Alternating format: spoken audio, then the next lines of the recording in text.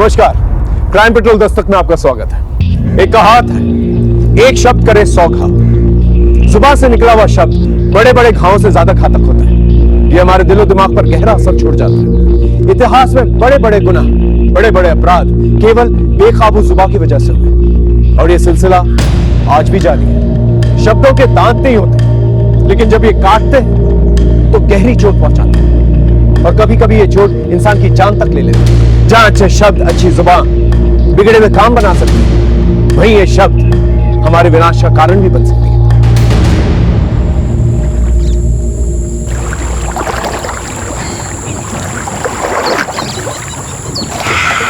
और आज तो मजा आ गया। वेरी गुड, जल्दी आ जा।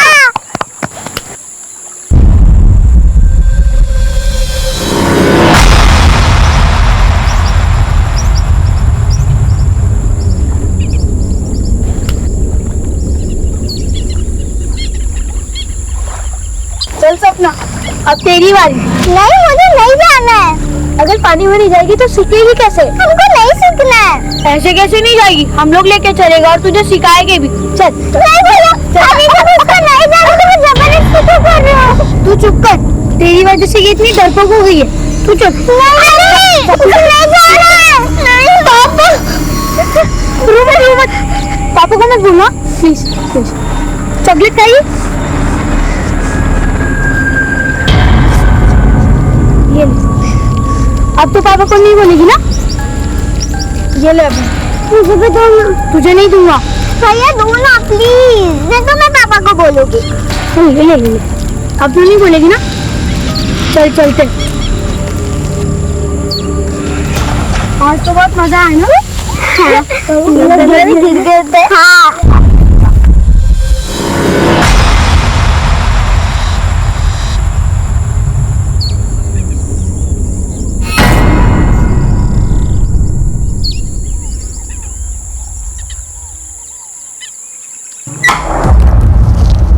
क्या खा रही है? दिखा ना, क्या खा रही है? दीदी चॉकलेट खा रही है। आप भी खाओगे?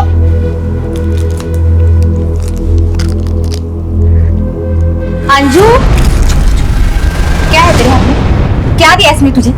दिखा इधर। चॉकलेट। यही सब खिला तू इसको? दांत खराब करना चाहती है ना तू इसके? मैंने नहीं दी उसे चॉकलेट। ज्यादा नाटक मत कर। माँ तो मर गई है, पर इस महारानी को छोड़ गई है मेरा खून पीने के लिए। तुम माँ को बीच में क्यों ला रही हो? मुझसे बात करो। क्या गलत बोला मैंने? हाँ, क्या गलत बोला? बोल। बस करो तुम तो। क्या है? क्या होगा तुम दोनों को? 2 दिन के लिए घर आता हो तो उसमें भी सुकून नहीं। क्यों लड़ मर रही हो तुम दोनों? दही जम गया मुंह में। अच्छा हुआ गांव से बाहर काम पकड़ लिए, नहीं तो जीना हराम हो जाता हमारा।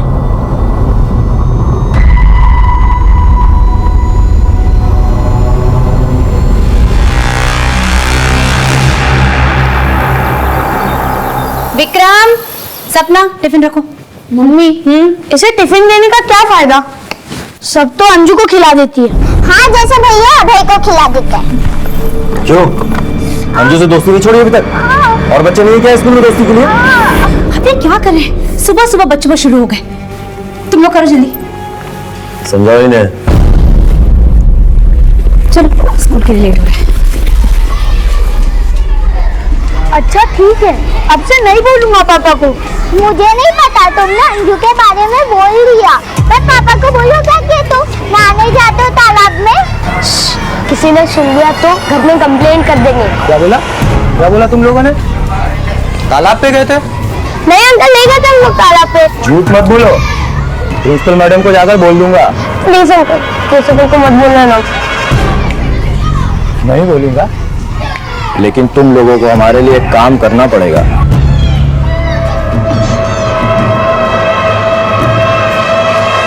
मैंने कहा था ना तुम लोग तालाब पे जाना बंद कर दो, मगर तुम लोग माने ही नहीं। अगर मैडम ने घर पे बोल दिया तो पापा हमको बहुत मारेंगे।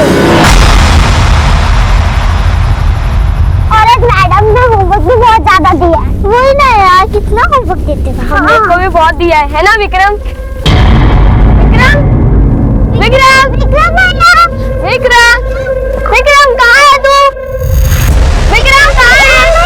कहाँ है विक्रम? विक्रम, विक्रम, विक्रम, विक्रम, मुझे एक बहुत अच्छी चीज मिली है, चलो तुम्हें दिखाती। अंजू तू घर जा। पर भैया अन्नू ना। ज्यादा अंजू की रट मत लगा, अगर तुझे चलना है तो चल, वरना घर जा। चला बे। रुको भैया, मैं भी आ रही हूँ।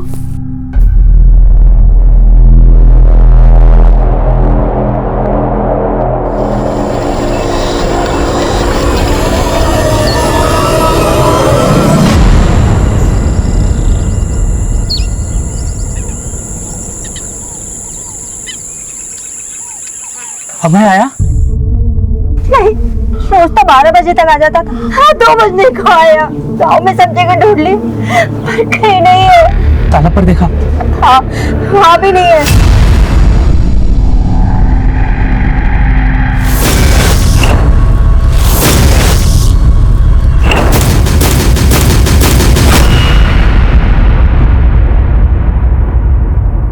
अंजू बेटा अभय कहाँ है? अंजू बेटा, अभय तुम्हारे साथ स्कूल से आया था क्या? बोलो ना, क्या चाहिए आप लोगों को? क्या हुआ? जी वो अभय घर पर नहीं आया अब तक। हाँ तो आप लोग उससे क्यों पूछ रहे हो? अरे उसकी तो खुद की तबीयत खराब है। अगर पूछना है तो जाकर विक्रम से पूछो कि अभय कहाँ है।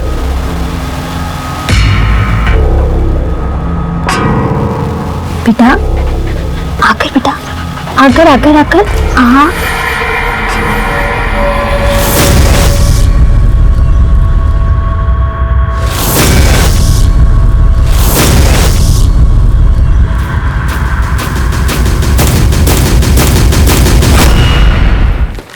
विक्रम और सपना आ गए क्या? आपको भी नहीं मिले? अभय आया क्या? क्या अभय भी घर नहीं लौटा? विक्रम और सपना भी घर नहीं लौटे?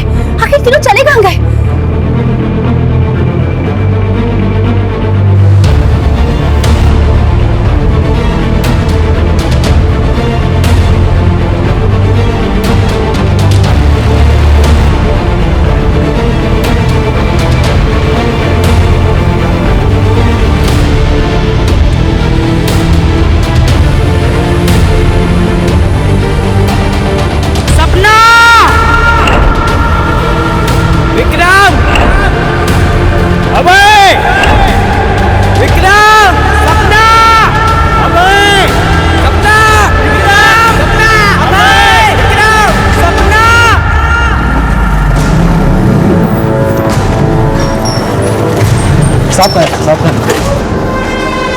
साहब नमस्ते।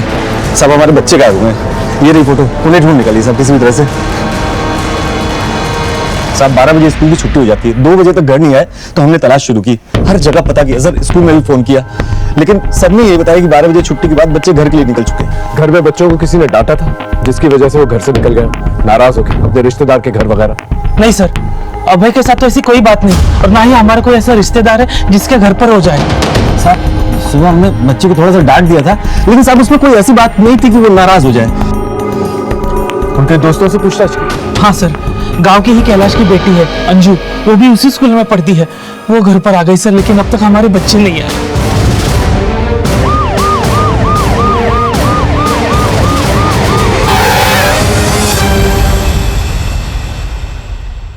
बेटा आपको पता है आपके दोस्त कहाँ हैं?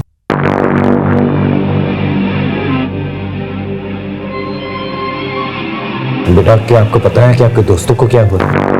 कहाँ है वो? अंजू बेटा क्या हुआ? कुछ बोल ना अंजू।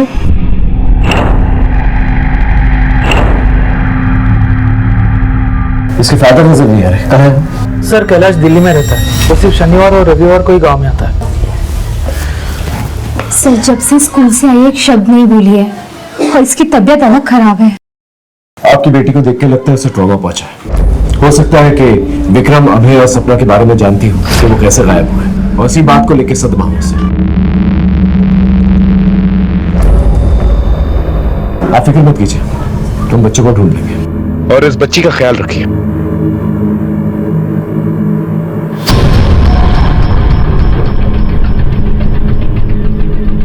मनीष, तीन बच्चों का गायब होना कोइंसिडेंस तो हो नहीं सकता।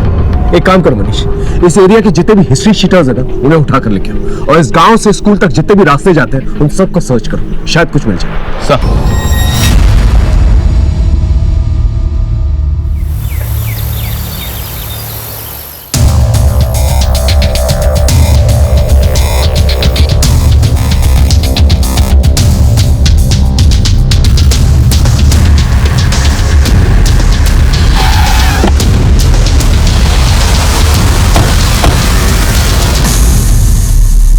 चारों बच्चे हमेशा एक साथ ही रहते थे।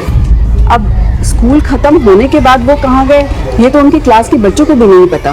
मैडम ध्यान से सोच कर बताइए, उन बच्चों का स्कूल में किसी के साथ कोई झगड़ा हुआ या स्कूल में ऐसा कोई जो उन बच्चों को नुकसान पहुंचाना चाहता हो?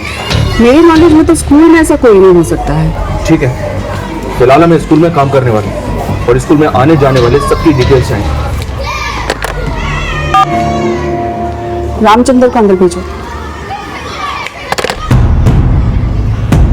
जी मैं स्कूल के रिकॉर्ड से डेटा बुक लेकर आओ। बिल्कुल। मेरे बच्चे मुझे लौटा दो, बाकी मुझे कुछ नहीं चाहिए, तुम्हें जो चाहिए रख लो, लेकिन भगवान के लिए मेरे बच्चे मुझे लौटा दो। अब इसमें मैं क्या कर सकती हूँ? अगर पहले ये कर दिया होता ना तो आज गिड़गिड़ाने की नौबत नहीं आती।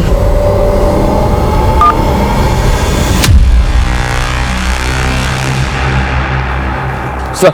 हाँ मनीष सर, मैं स्कूल के एम्प्लॉयज का बैकग्राउंड चेक कर रहा था तो पता चला कि स्कूल का प्यून रामचंद्र उन्नाव के राजस्पुर थाने का हिस्ट्री शीटर है, रिपीटेड सेक्सुअल ऑफेंडर है, 2-3 बार जेल भी जा चुका है। और सर हमें स्कूल में देखने के बाद से ही कहा था बिना किसी को कुछ बताए, अभी मोबाइल भी स्विच ऑफ है उसका। राजस्पुर थाने को कॉन्टैक्ट कर और इस रामचंद्र को ट्रैक कर। सर अंजू की तबीयत कैसी है? बात करने लायक हुई? उसकी माँ से बात हुई अभी सर, उसने बताया अंजू की तबीयत ठीक नहीं है। तो वक्त हमारे पास कम है, ऊपर से बच्चों का कोई सुराग भी नहीं मिल रहा। Excuse me sir. हेलो, हाँ बोलो।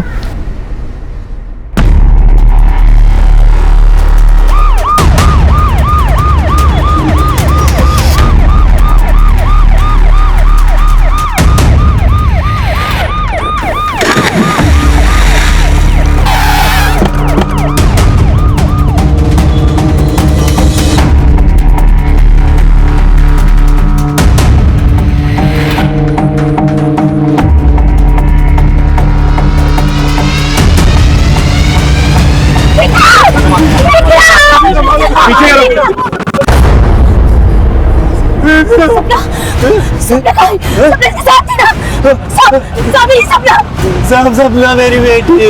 देखिए संभालिए अपना, संभालिए। देखा भाई, विक्रम को भी ले गई बुढ़िया।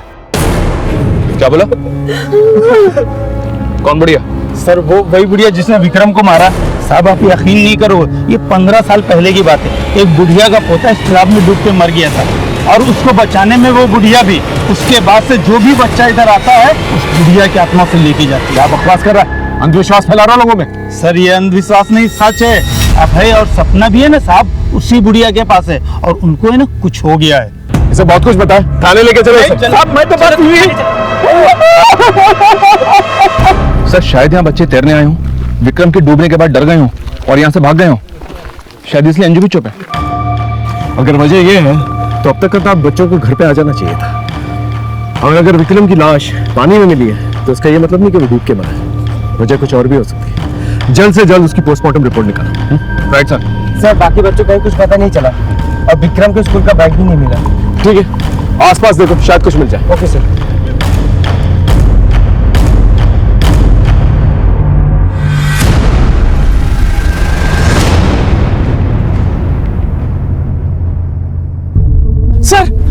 सर मेरा अभय, सर मेरा अभय कहाँ है सर? हाँ देखिए, गोताखोर अपना काम कर रहे हैं, जैसे कुछ पता चलता है हम आपको बताएंगे। सर गोताखोर क्या बात कर रहे हैं सर? मेरा अभय अच्छे तरीके से तैर सकता है, वो कैसे डूब सकता है सर? नाटक करता है तू। तेरे बेटे के चक्कर में मेरा बेटा मरा, बताओ। हमें क्या पता सपना कहाँ है? अरे हमारा बेटा भी गायब है। गायब नहीं हुआ, तूने छुपा के रखा है उसे।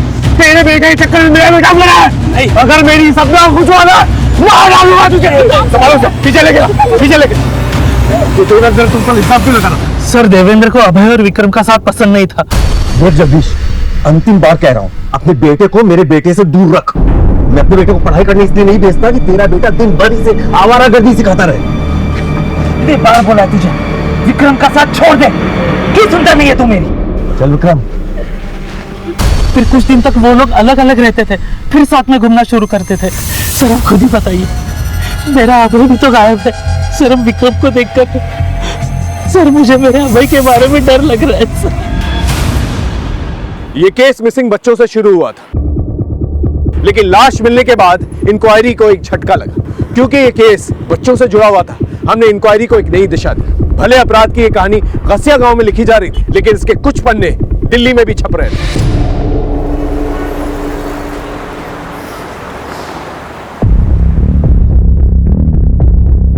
क्या बात है बेटा, आज काम पे नहीं जाना क्या? बस बाबा जा ही रहा हूं। चलिए बाबा।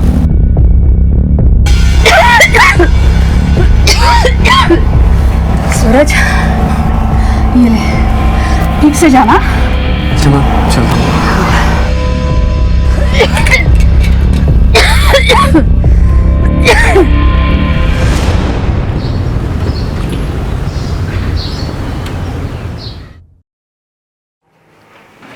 अभी तक बर्तन नहीं हुए, जल्दी करो, ये भी साफ करना है। हाँ, और ये देखो इसमें कितनी गंद लगी हुई है। ठीक है, तो फटाफट काम खत्म कर लो, और भी काम है।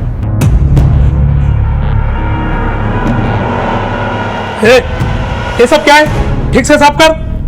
अंधा है क्या?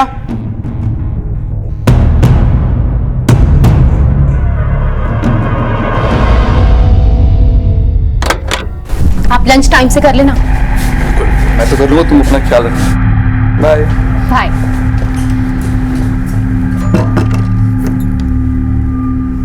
सूरज, ये सब काम छोड़, चल अंदर आ।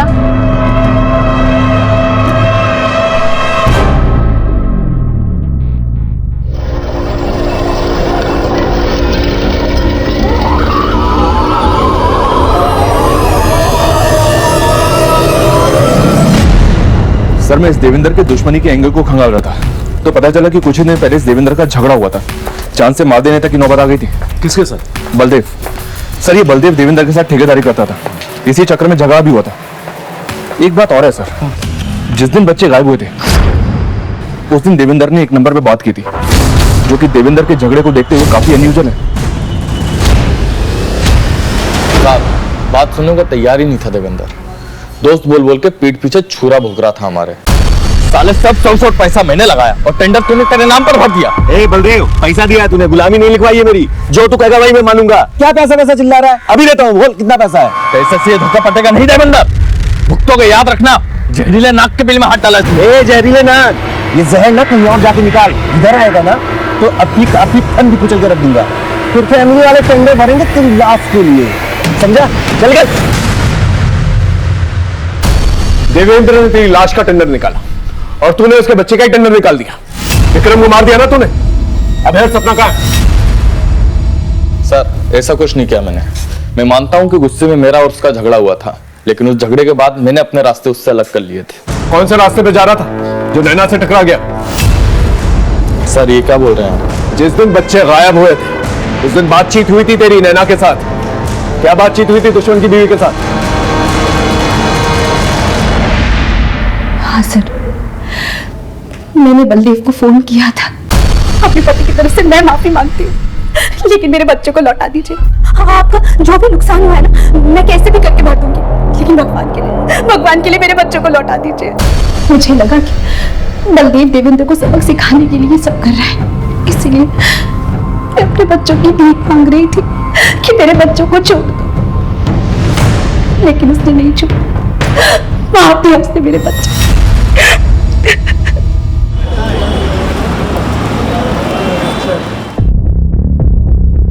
माँ, मैं जा रहा हूँ। सूरज, रुक जा बेटा, ये ले, कल भी तूने खाना नहीं खाया था, आज खा लेना। हाँ? आप चिंता मत करो माँ, ठीक है? अपना ध्यान रखो, और हाँ, दवाई टाइम टू टाइम लेते रहना।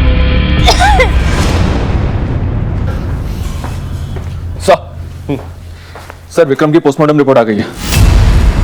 आपका शक बिल्कुल सही था। विक्रम की मौत डूबने से नहीं बल्कि गला दबाने से हुई है। और इतना ही नहीं सर, उसे मारने से पहले बेहोश करने के लिए सेडेटिव्स दिए गए थे। पहले किडनैप, फिर विक्रम की लाश का तालाब में मिली और अब ये मर्डर। ये केस रोज नया रंग बदल रहा है। अगर हम ये मान भी लें कि ये सब कुछ माँ बाप की दुश्मनी की वजह से हुआ है, तो सोचने वाली बात यह है कि ये तीनों बच्चों को एक साथ क्यों किडनैप किया गया? हो सकता है कि देवेंद्र और जगदीश का कोई कॉमन एनिमी जो उन्हें चोट पहुंचाना चाहता। मनीष, हमें केस की रफ्तार को तेज करना है। हर एक गुजरते सेकंड के साथ अभय और सपना की जान को खतरा है। अंजू ने कुछ कहा? नहीं सर, आज सुबह ही उससे मिलने के लिए गया था, वो कुछ भी नहीं बोली, उसकी हालत वैसी की वैसी है।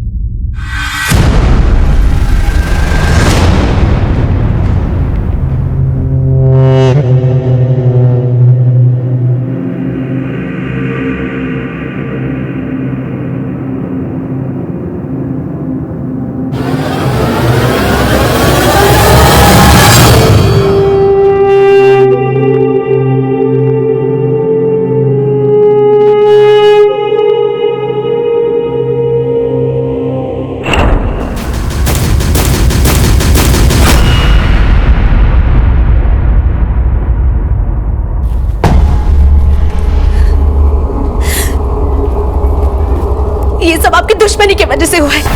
मेरा विक्रम आपकी वजह से मरा है।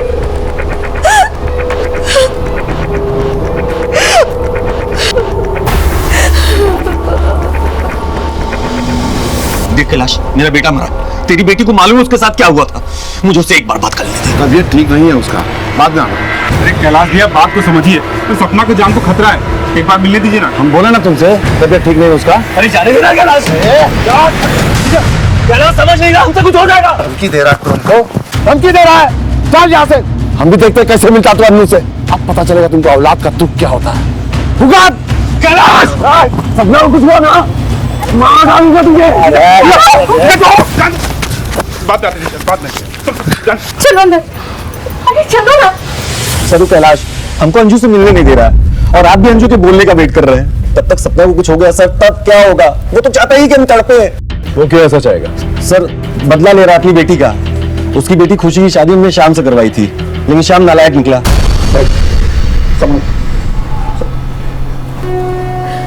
शाम दिखा दी अपनी औकात। साले गांव की पंचायत में तेरी एक हड्डी टूटेगी। शादी के पहले तो बड़ा सीधा बनता था। ओ ससुर जी, तुम्हारे बेटे ने वो हूर की बड़ी नहीं है जो इसके लिए मैं खुद को बदलूंगा। मैं हमेशा से ऐसा ही था और ऐसे ही रहूंगा मैं। और मैं कुछ झूठ मूठ नहीं बोल रहा। तू झूठ बोल रहा है ना, तू ये बोल रहा है। सर शादी के मामले में तो सब लोग थोड़ा बहुत सच झूठ बोलते ही हैं सर। हमने तो घर बसाने के लिए सिर्फ शाम की बुराई छुपा ली थी, सोचा था सुधर जाएगा, लेकिन सर हमको भी यही लगता है कि कैलाश से सब कुछ किया है। सर खुशी का बदला ले रहा है वो। हमारे जीजा जी का सीधा पनीर पे भारी पड़ गया।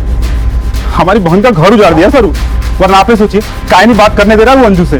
सर ये बात पक्का है, अंजू ने कैलाश को ये सब करते हुए देखा है, इसीलिए तेरी सहमी है और इसी कारण से उससे मिलने नहीं दे रहा आपको कैलाश।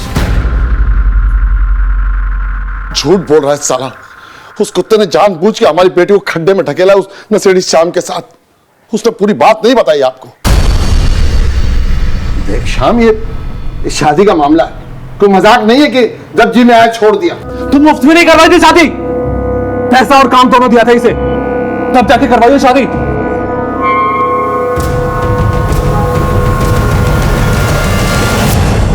तुम सौदा किया हमारी बेटी का? अरे नशे में है, हो जाएगा, ठीक हो जाएगा। तुमने भी भांग खा रखी है क्या? साले पहले तो पैसे लिए, अब मुकर रहे हो। साले दलाल भी तुमसे अच्छे होते हैं। क्या कहा तूने? दलाल कहा, साले दलाल। छोड़ मुझे। इसकी वजह से हमारी बेटी की जिंदगी बर्बाद हो गई साहब। अब गिड़गिड़ा है हमारे सामने। उंगली कट जाएगी ना तो मूतेंगे नहीं उस पर।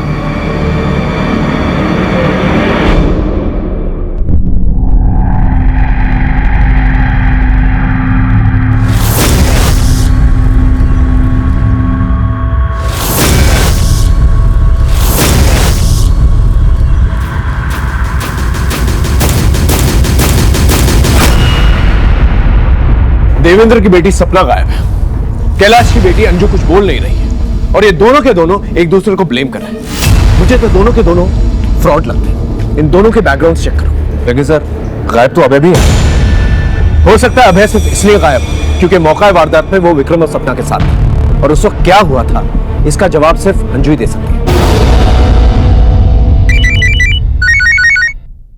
Excuse me sir. हेलो,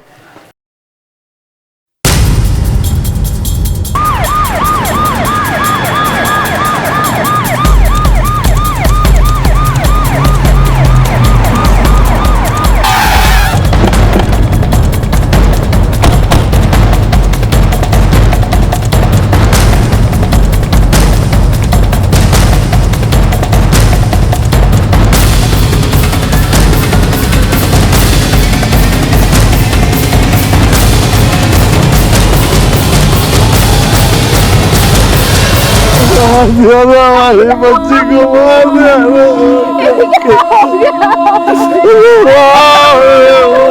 हमारी बच्ची को मार दिया ना। ये क्या हो गया?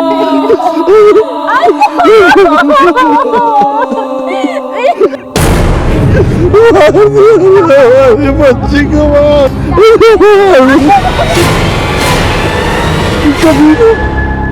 सुकून मिल गया तुमको हमारी बेटी को मार के। क्या मारा हमारी बेटी को? अपने बेटी को अपने से मारता है, मुझे बता रहा पगला उसका। क्या मारेगा अपनी बिटिया को? ये खुद अंजू को मारा है ताकि इसकी पोल ना खुल जाए, वरना मार के टांग दूंगा। यहाँ पर किसी ने कुछ देखा? नहीं साहब, नहीं देखा। आप लोगों ने कुछ देखा?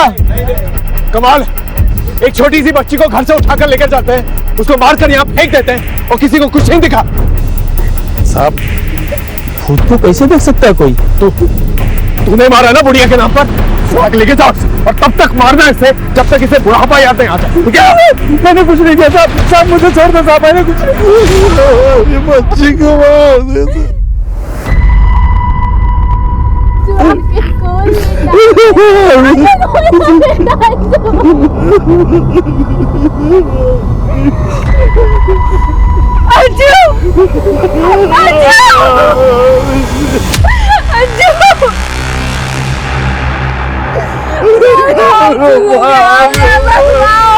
ये कौन? ये खुशी है सर, इस कैलाश की बड़ी बेटी। देवेंद्र ने इसकी शादी शाम से करवाई थी। लेकिन इधर कहाँ से आया? घर तो उसका इधर है ना। इस खुशी के बारे में पता करो ये कहां से आ रही थी और ये दोनों परिवारों की कुंडली निकालो। केस है कुछ और बनाया कुछ और जा रहा है। और ये गांव वाले दोनों कोई खिचड़ी जरूर बना रहे हैं उस बुढ़िया के नाम पर। कष्ट बनाओ गांव के अंदर।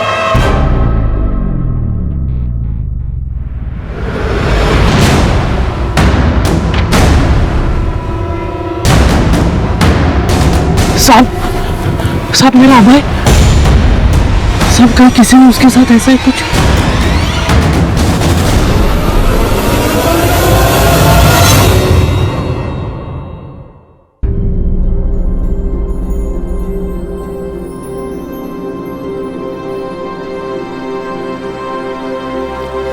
क्या हुआ? यहाँ क्या कर रही हो तुम? सूरज रात से घर नहीं आया, उसका फोन भी नहीं लग रहा है। क्या? The number you are trying to call is currently switched off. Phone तो बंद जा रहा है। साहब सूरज घरों में काम करता था। कल किसके घर काम करने गया था? ये तो नहीं बताया उसने। उसका मोबाइल नंबर से? जी साहब। शुक्ला, उसका मोबाइल नंबर लो और सारी डिटेल्स निकलो। सब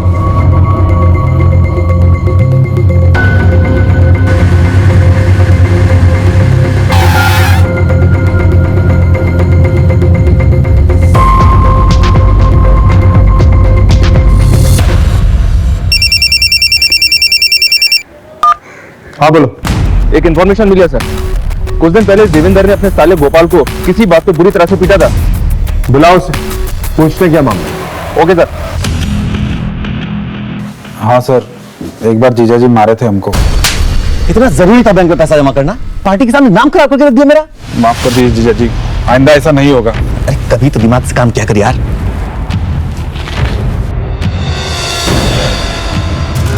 साहब गलती हमारा ही था, दोस्तों के साथ पीने बैठ गए थे और वहीं सारा पैसा खर्च दिया।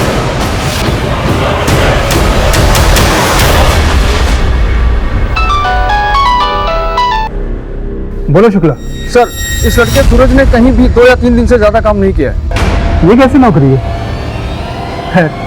उस लड़के के और डिटेल्स निकलवाओ और अपने खबरियों को अलर्ट करो।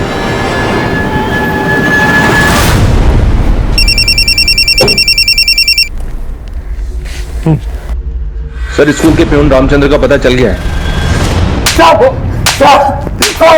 बोल, स्कूल से गायब हुए बच्चों के बारे में क्या जानता है तू? बोल। साहब मैं कुछ नहीं जानता साहब। तो फिर स्कूल से फरार क्यों हुआ था? साहब मैं उस दिन अपने दोस्त को लूट कर निकला था, तो मुझे लगा आप लोग उसी की केस के सिलसिले में मुझे उठाने के लिए आए, इसलिए मैं वहां से भागा था साहब। साहब बच्चे जाते हैं तालाब पर, मैं उन्हें सिर्फ डरा धमका कर 10-20 रुपया लेता हूँ अपने बीड़ी तंबाकू के खर्च के लिए। बाकी साहब मैं ये सब काम नहीं करता हूँ। साहब आपको यकीन ना हो तो मेरे मामा को फोन करके पूछ लियो, मैं नहीं पता साहब। सर। हाँ मनीष। स्कूल का प्यून रामचंद्र हमें लखनऊ में मिल गया था। यहाँ लाकर उसकी जमकर तोड़ाई की। क्या बोला? कुछ नहीं सर, एक ही बात कर रहा है कि वो बच्चों के बारे में कुछ नहीं जानता। उसका कहना है कि वो अपने मामा के घर पर ही था। हालांकि अपने ऊपर लगे लूट के सारे इल्जाम उसने कबूल कर लिए। ठीक है, उसके मामा के घर से क्रॉस चेक करो और जिस थाने में उसका केस चल रहा है उन्हें इन्फॉर्म करो। Okay sir.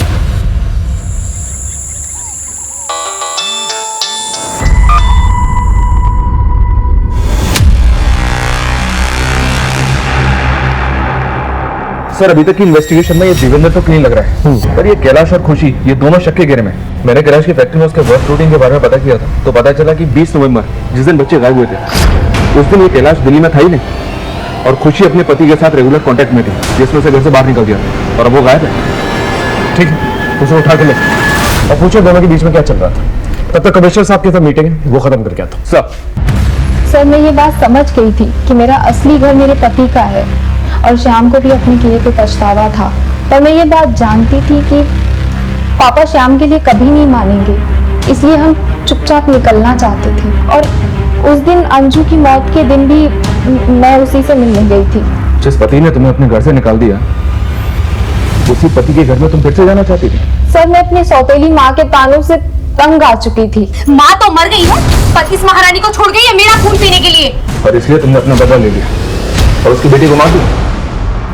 नहीं सर, मैं ऐसा सोच भी नहीं सकती। उल्टा अंजू की तो मेरे ऊपर एहसान थे। उसने पापा को श्याम के बारे में सब कुछ बता दिया। पापा दीदी को बचा लो, जीजू उनको बहुत मारते हैं। मगर जब पापा को पता चला तो वो मुझे अपने साथ घर ले आए, और अगर मैं घर नहीं आती तो श्याम कभी नहीं सुधरता। और ये सब कुछ अंजू की वजह से हुआ। अंजू की वजह से श्याम को मेरे दूर होने का एहसास हुआ। श्याम गायब है? पता नहीं सर, उसका फोन बंद है। इसका मतलब अंजू ने शाम की पोल खोल दी। हो सकता है सर खुशी सही कह रही है। अभी कुछ कहा नहीं जा सकता मनीष, लेकिन हाँ ये पॉसिबल है कि अंजू ने शाम की पोल खोली, इसलिए शाम ने अंजू को मारकर अपना बदला पूरा कर लिया और साथ ही साथ कैलाश को सबक भी सिखा दिया।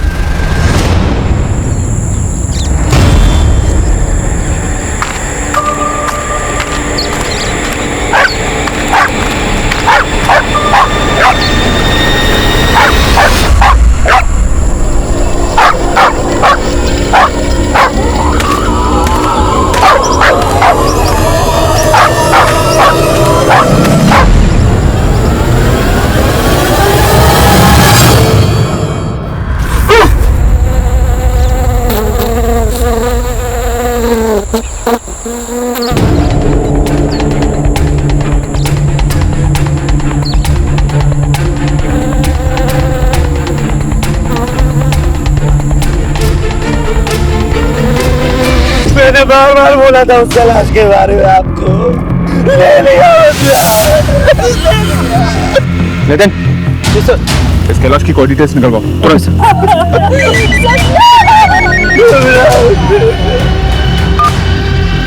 हेलो सर, शाम का पता चल गया है।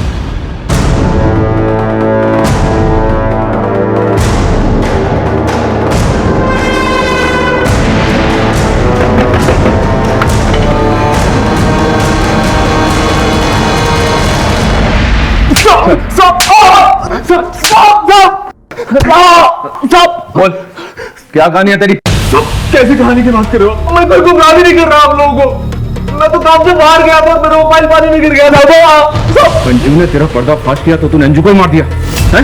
और कैलाश से बदला भी ले लिया? क्यों? मैं किसी को मारूंगा तो और सर अगर मैंने मारा होता तो क्या मैं आपको घर पे ऐसे मिलता? अभी आपको यकीन नहीं होता, मेरे कंपनी में फोन करके पूछ सकते, मैं उनके काम से ही बाहर गया था।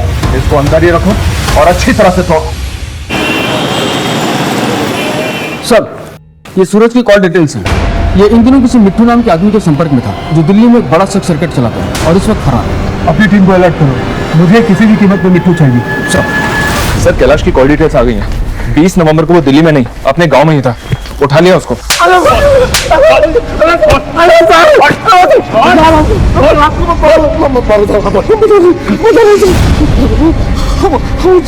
गाँव आए थे साहब, लेकिन हम अपने घर नहीं गए थे क्योंकि हमारे घर में बहुत अशांति रहती है साहब। हमारी बीवी और बेटी बहुत लड़ते हैं साहब। तुम माँ को बीच में क्यों ला रही हो? मुझसे बात करो। क्या गलत बोला बोल? बात करो तुम तो। इसलिए हमको बहुत टेंशन होता है साहब। तो वो औरत को गिर जाते हैं सर। मैं अपनी बेटी का घर बचाने का ढोंग कर रहा था कि तेरा दामाद जो है तेरी बेटी का ख्याल नहीं रखता, और तो खुद क्या मिसाल कायम कर रहा अपनी बेटी के लिए। साहब हमें एक बार फिर से कह रहे हैं साहब, इस सब देवेंद्र किया है साहब। चुप! तू हमें बताएगा कि गुनाह किसने किया किसने नहीं। बंद करो इसे। साहब हम क्यों कह रहे हैं साहब? ये केस यहाँ मुरादनगर थाने में हमारे लिए मुश्किलें पैदा कर रहा था, ऊपर से हम पर दबाव भी बना हुआ था। मुजरिम को अक्सर ये लगता है कि वो गुनाह करके निकल जाएंगे और पुलिस वाले उनका कुछ भी नहीं बिगाड़ पाएंगे, लेकिन वो ये भूल जाते हैं मुजरिम एक हो या टोली, कानून का हर एक सिपाही उन पर नजर रखा हुआ है। उनकी किस्मत उनका साथ जरूर देती है, लेकिन किस्मत तो किस्मत है, किस्मत हमारा भी साथ देती है।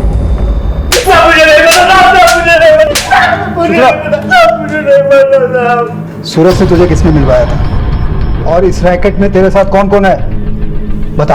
अब मुझे कुछ नहीं पता।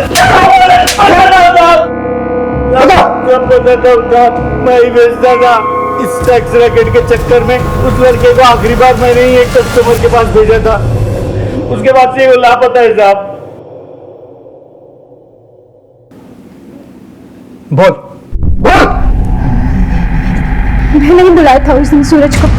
सूरज, ये सब काम छोड़, चल अंदर आ।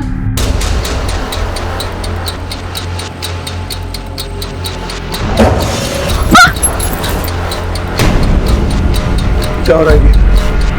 अरे मैंने पूछा क्या हो रहा है? वो मैडम ने बुलाया था, मैंने कुछ नहीं। उसकी लाश को बिशनपुरा के जंगल में ठिकाना लगाया था साहब। सूरज तो फिर भी उम्र में बड़ा था सर। मिट्टू तो मेरी सहेलियों के पास छोटे छोटे बच्चों को भेजा करता था। सूरज से तुझे किसने मिलवाया था, और इस रैकेट में तेरे साथ कौन कौन है?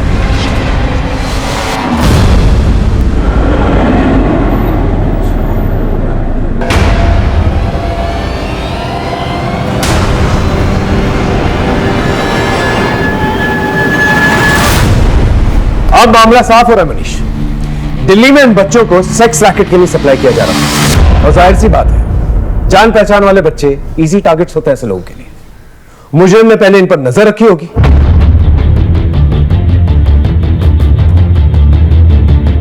और बाद में इनका भरोसा जीता होगा।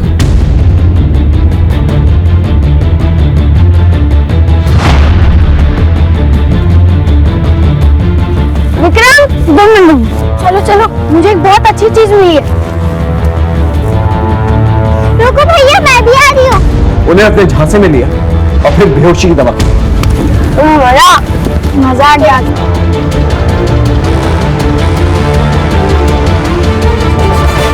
अगर ये ट्रैफिकिंग का ही मामला है सर, तो वो लोग बच्चों को लेकर क्यों नहीं गए, उन्हें मार क्यों डाला? ऐसा हुआ होगा कि मुजरिम ने बेहोशी वाली चॉकलेट सभी बच्चों को दी होगी। तीनों बच्चों ने खाई सिवाय अंजू, इसलिए अंजू उस जुर्म की चश्मदीद गवाह बनी।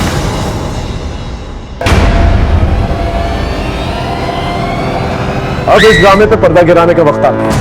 मनीष सर,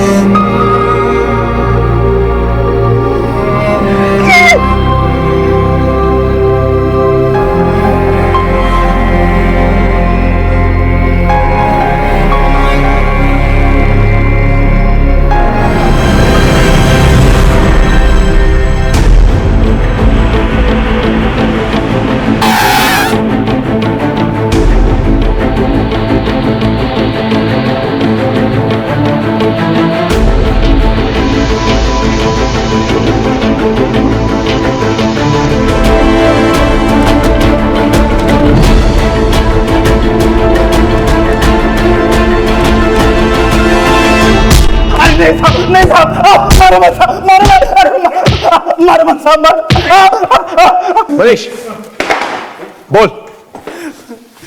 बता रहे साहब, हम अपनी पत्नी छाया से बहुत प्यार करते थे, लेकिन काम धंधा ना होने की वजह से वो हमको छोड़ के जा रही थी, लेकिन हमको पूरा उम्मीद था कि हमारा जीजा हमारी मदद करेगा साहब। लेकिन सही किया तुमने, बिल्कुल सही किया। जब तुम इसे छोड़ के जाओगी, इसे अकल आएगी, ये कमाना शुरू करेगा। क्या क्या घूर रहा है? घूरने से कुछ नहीं होगा, तेरी भलाई के लिए कह रहा हूं। जरा सोच कि बच्चे होते क्या खिलाता तू, भूखों मरते वो। छाया तुम जाओ, और जब इसे अकल आ जाएगी, कमाना शुरू करे, तब वापस आना। छाया चली गई, लेकिन उसको वापस लाने के लिए हमको काम धंधा शुरू करना था, लेकिन हमारे पास पैसा ही नहीं था साहब। हमारे जीजा के पास बहुत पैसा था, लेकिन भीख मांगने की आदत पड़ गई इसे। अब तुम ही मुझे बता दो कि एक बार में कितने पैसे दे दूं इसे कि ये दोबारा मुझे तंग ना करे। हमको छाया कोनो कीमत पे वापस चाहिए थी। हमारा जीजा तो हमारी मदद किया नहीं, इसलिए हम दिल्ली चले गए, लेकिन वहां भी हमको कोनो काम धंधा नहीं मिला। तभी मिट्टू हमको सेक्स रैकेट का रास्ता दिखाया।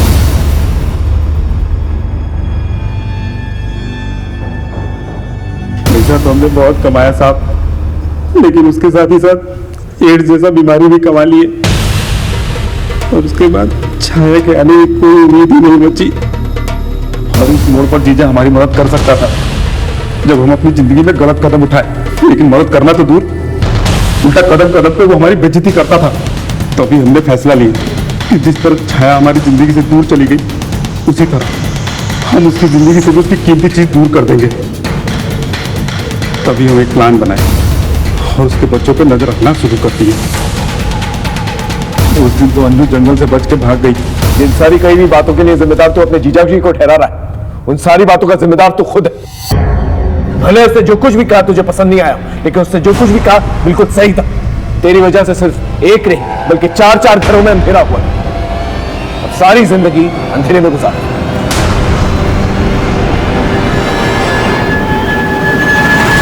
देखा आपने, इंसान के नापाक जज्बात उसे किस हद तक नीचे गिरा सकते हैं। माँ बाप अपने बच्चों के लिए बड़े बड़े सपने देखते हैं, लेकिन यहां माँ बाप ने अपने बच्चों पर नजर तक नहीं रखी, उनके साथ हुए हादसों को नजरअंदाज किया। ये एक बहुत बड़ी दस्तक थी।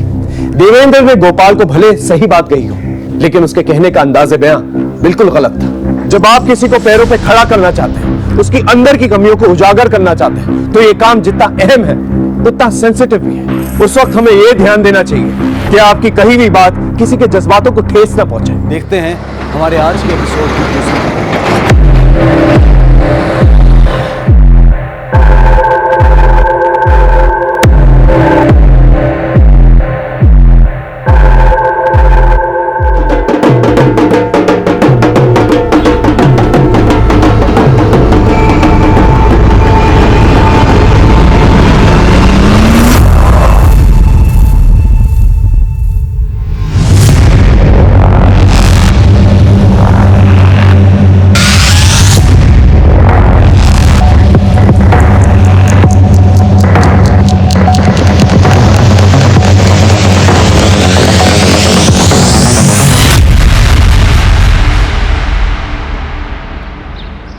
नमस्कार, मैं senior inspector Abhimanyu Jindal crime petrol Dastak में आप सभी का स्वागत करता हूं।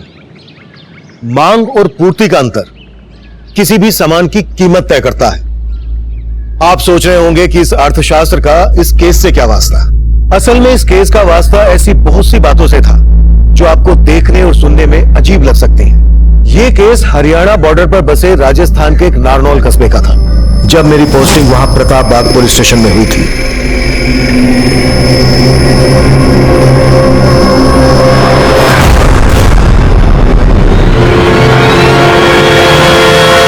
झल्ले, तू अपनी हरकतों से कभी बाज नहीं आएगा। देख, तेरी वजह से मेरे सारे कपड़े गंदे हो गए।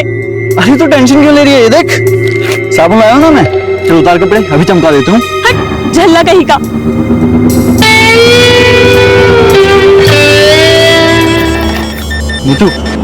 नीतू मजाक कर रहा था यार मैं।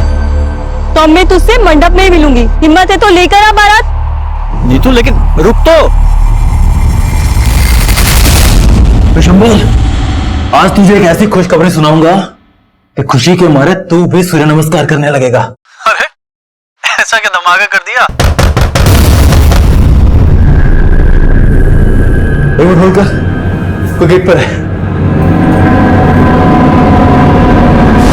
देखो सुनीता, इस बार आउट ऑफ इंडिया का प्लान रहने देते हैं। ऐसा करते हैं कहीं मनाली या कश्मीर चलते हैं। पर तुमने तो कनाडा बोला था ना। देखो लेकिन कनाडा घूमने के लिए कम से कम 1 महीने का वक्त चाहिए और मुझे ऑफिस से केवल 7 दिन मिलने वाले हैं। अच्छा ठीक है, आगे मार्केट में रोकना, मुझे सब्जी खरीदनी। थैंक यू, अभी रोकता। रामदेव स्माइल कर लीजिए, स्माइल कर दे थोड़ी सी। हाँ ये हुई ना बात। हाँ पापा की फोटो दिखाना। देखो कैसी है? बहुत अच्छी है। ये देखिए माँ जी। हाँ। कैसी फोटो? बहुत अच्छी है। ये फोटो देख के तो लड़की एकदम पसंद कर लेगी। बिल्कुल। हमारी होने वाली मम्मी की भी तो फोटो बताओ। अरे शादी से पहले बच्चे लोग मम्मी को नहीं देखते। आज तो क्या हुआ, तो आगरा वाले दिन देख लूंगी। आज बैगन खाओगे टमाटर? कौन है बे तू? बता दूं कौन? क्या बदतमीजी कर रहा है? मुक्ति। कौन है तू? मुक्ति छोड़ो, घर चलो। क्या कर रहे? सब्जी खरीद रहे? घर चलो। क्या बोल रहा था तुमसे? घर चलो।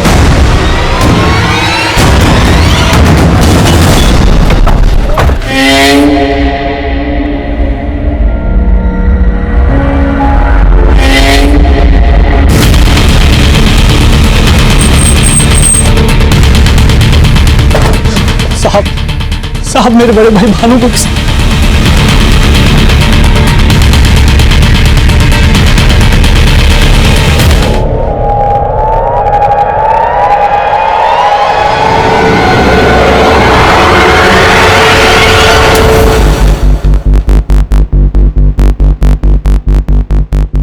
सर, मैं कल रात को फोन पर भैया से बात कर रहा था।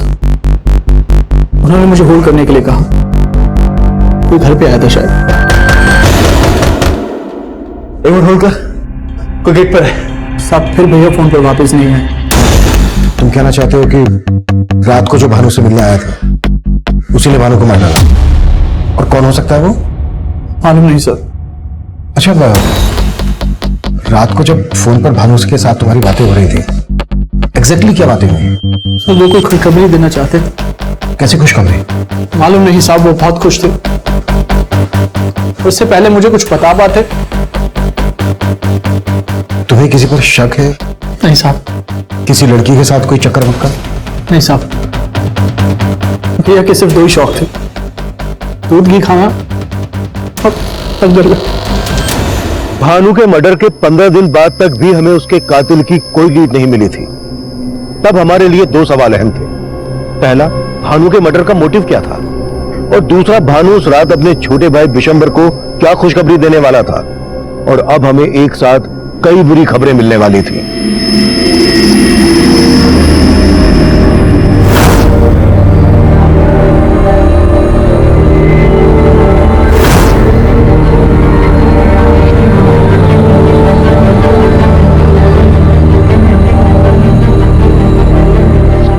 नीतू, शादी में तुझसे करूंगा।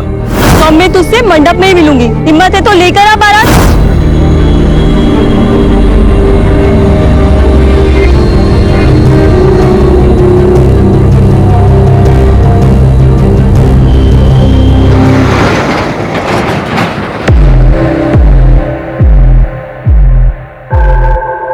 आप जिस नंबर को डायल कर रहे हैं वो इस समय स्विच्ड ऑफ है।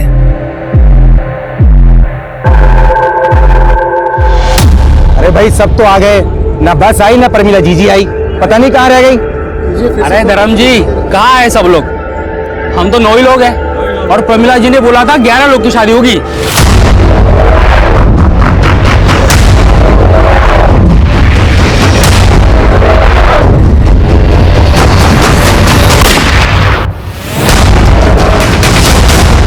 शादी का सीजन आता है तो पूरा दिल्ली एनसीआर चमचमा उठता है और आज तो सिर्फ दिल्ली और एनसीआर में ही रिकॉर्ड तोड़ शादियां हैं। जी हाँ, आज दिल्ली एनसीआर में अलग अलग जगहों पर 520 शादियां हैं और हमारा अगला गाना इसी थीम पे।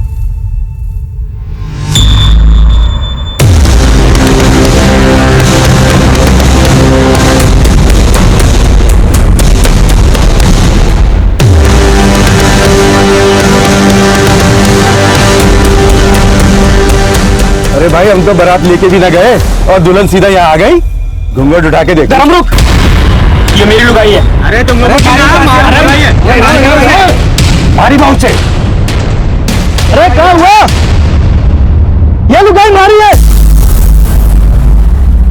ये लुगाई मेरी है। तू तो बाइक पे आया, तेरी लुगाई कहाँ से हो गई है? अरे बाइक तो दहेज में मिली है और इसको बाइक में बैठने में डर लगता है, इसलिए मैंने बापू के साथ इसको बस में बैठा दिया। प्रमिला ने किया ना तेरा ब्याह? अरे कौन प्रमिला? हमारा ब्याह तो बाबू ने करवाया है। अरे तो फिर प्रमिला कहाँ रह गई?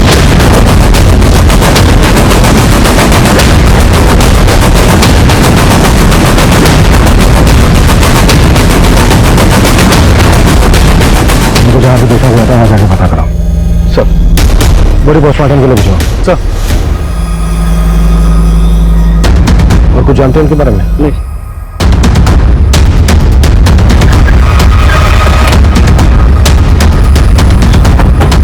सर परवीना बहन मेरे साथ और 11 दूल्हों की शादी कराने वाली थी आज।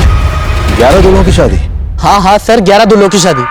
परमिला जीजी ने हमें बोला था कि वो हमें बस से नोएडा लेके जाने वाली है, जहाँ रात को हमारी शादी है। सर हम लोग बस का इंतजार सुबह से कर रहे हैं और शाम होने आ गई, लेकिन बस का अभी तक अता पता नहीं है। सर ये प्रमिला है कौन?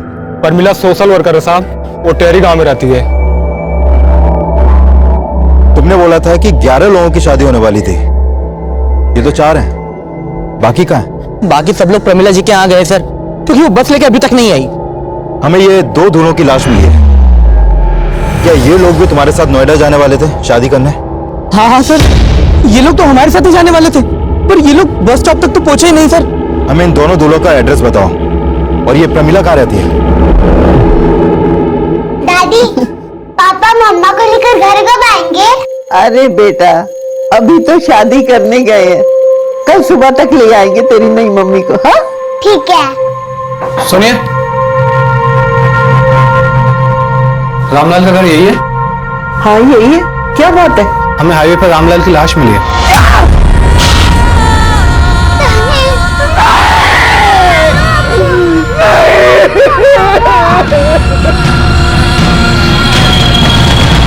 देखा, मैंने कहा था ना, परमिला हम सबको लूट के भाग गई। हमारी शादी कैसे होगी? अरे कोई बताएगा? मारो छोड़ो, अजय कहाँ गया? क्या अजय अजय लगा रखा है? वहाँ नोएडा में हमारी दुल्हन हमें राह देख रही होगी, यहाँ प्रमिला नहीं मिल रही, तुझे अजय की पड़ी है? अरे पड़ेगी क्यों ना, हमारा छू रहा है अजय यार। कहाँ गया कोई बता दो। आप में से कोई से जानता है? हाँ साहब, ये तो मारा छू रहा है साहब। पर ये क्यों हो गया साहब? इसकी लाश मिली है हमें हाईवे पे। हमारे छोरे अजय को साहब। इसके साथ हमें एक रामलाल नाम के आदमी की भी लाश मिली है। साहब रामलाल तो हमारे साथ नोएडा आने वाला था। ये क्या हो रहा है साहब? यही तो हम भी जानना चाहते हैं कि हो क्या रहा है। देखो सब कुछ हमें बताओ, ये सामूहिक विवाह का चक्कर क्या है? ये परमिला एक एनजीओ चलाती थी। उसने कहा था अनाथ आश्रम की अनाथ लड़कियों से हम सबकी शादी करवाई गई। हमसे पैसे लिए, हमारे से 40,000 रुपए लिए साहब। क्या 40,000? साहब मुझसे 60,000 रुपए लिए थे उसने। साहब मैंने तो अपना पूरा खेत बेच के 75,000 रुपए दिए थे। पर मैंने भी साहब ढूंढो उसको। आज आप मतलब हमारे पैसे लेके चंपा टोकरी में पैसे लेके शांति रखिए। हमें बताइए कि प्रमिला यहाँ अकेले रहती थी? नहीं साहब, प्रमिला यहाँ अपने बेटे और चचेरे भाई गुल्लू के साथ रहती थी। प्रमिला का बेटा भी था, और तो पति भी होगा। साहब वो विधवा थी साहब, उसने और गुल्लू ने हमसे शादी के फॉर्म भरवाए और 100 रुपए भी लिए थे फॉर्म के।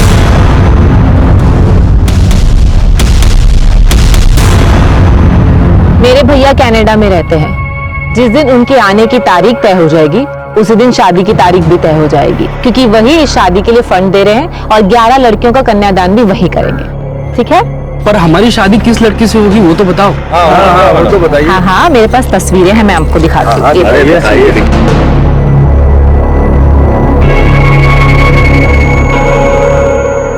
मैं तो इससे शादी करूंगा। अरे भाई ये तो मेरी लुगाई है। अरे नाम में क्या रखा है? ये तो हमारी लुगाई बनेगी। पहले मैंने देखा इसको। पागल होगा क्या? ये शादी एक सामूहिक शादी ही नहीं, स्वयंवर भी है। लड़की अपना वर खुद चुनेगी, वो एक एक के पास जाएगी और अपना वर चुनेगी और उसी के साथ उसकी शादी होगी। अरे साहब ये सब छोड़िए, पहले परमिला को ढूंढिए। उसने हम सबकी शादी का सपना तोड़ दिया। बस। आप लोगों ने अभी बताया कि प्रमिला अपने बेटे और भाई के साथ यहाँ रहती थी, फिर उसका एक कनाडा वाला भाई कौन है? साहब उसने इतना ही बोला था, उसका कनाडा वाला भाई उस एनजीओ को चलाता है। शायद उसका मुंह बोला भाई था, हमने कभी देखा नहीं साहब। जब प्रमिला नोएडा में आपको कहाँ और किस एनजीओ में लेकर जाने वाली थी? ये सब हमको नहीं मालूम साहब। हाँ साहब नहीं मालूम साहब, नहीं मालूम साहब, बिल्कुल नहीं मालूम साहब। सर ये मामला तो कुछ ज्यादा ही पेचीदा लग रहा है। कहीं रामलाल और अजय के मर्डर में प्रमीला और उसके भाई गुल्लू का तो हाथ नहीं, क्योंकि ये तो साफ है कि वो दोनों इन सबको लूट कर भागे। पर इन्होंने बताया कि प्रमिला के घर पर कल शाम से ताला लगा। इसका मतलब प्रमिला और गुल्लू कल शाम से गए और मर्डर तो आज हुए हैं। आपका मतलब प्रमीला और गुल्लू की धोखाधड़ी का मामला रामलाल और अजय के मर्डर से बिल्कुल अलग है? हो भी सकता है। अभी कुछ दिन पहले पासी के गांव में भानु का मर्डर हुआ था। उसके कातिल की अभी तक लीड नहीं मिल पाई है और अभी यहाँ इतना बड़ा। सर पूछताछ में पता चला था कि इस भानु का टहरी गांव में भी काफी आना जाना था। कहीं ऐसा तो नहीं कि भानु के मर्डर का इस कांड से भी कोई कनेक्शन है?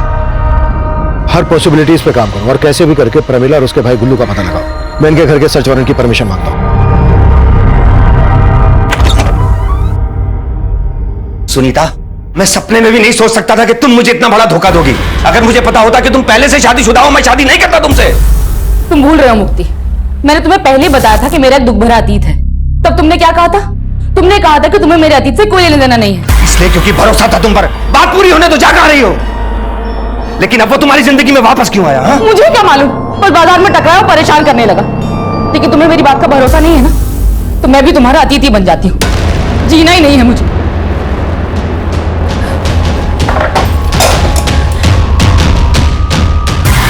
सुनीता, पागल हो गई हो? छोड़ो इसे, मैं कहता हूं। क्या कर रही थी तुम? मैं कभी उसके बारे में बात नहीं करूंगा, मैं प्रॉमिस करता हूं। तुम प्लीज ये सब दोबारा मत करना। I am sorry.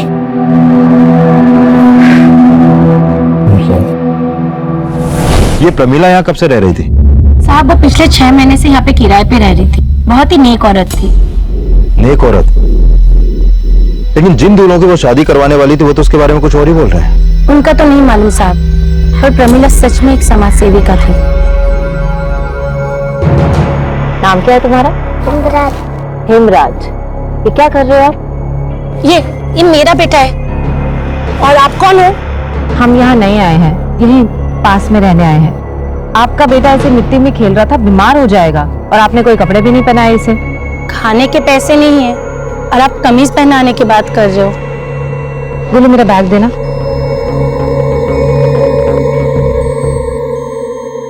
ये लो, ये पहना दो इसे।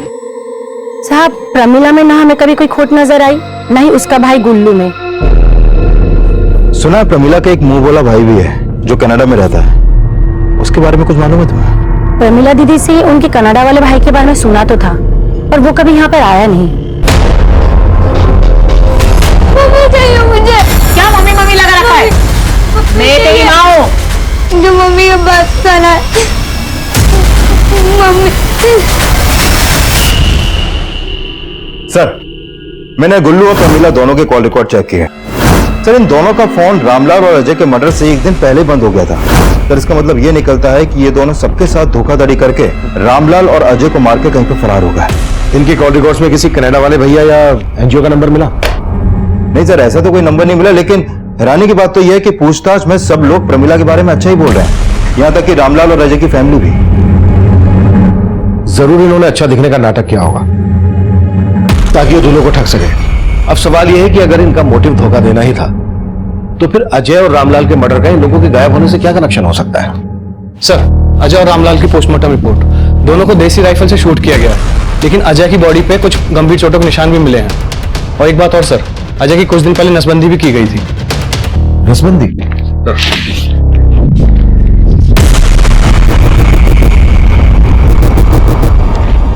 मतलब अजय नसबंदी करवाने के बाद दूल्हा बना? अजय की तो शादी नहीं हुई थी, तो फिर उसने नसबंदी क्यों करवाई? और उसके शरीर पर पुरानी चोटों के निशान? ये माजरा क्या है? हमें अजय की फैमिली से मिलना पड़ेगा।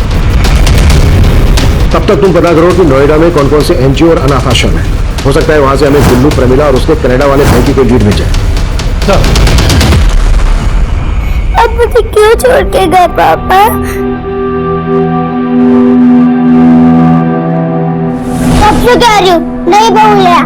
ना तुझे रोटियां सेकते हुए देख पाती हूँ, ना तेरे हाथ की रोटियां गले से उतरती है। बदमाश, दादी की नकल उतारती है। पापा मैं आपकी आरती उतारूंगी जब आप मेरे लिए मम्मी और दादी के लिए बहू लाओगे।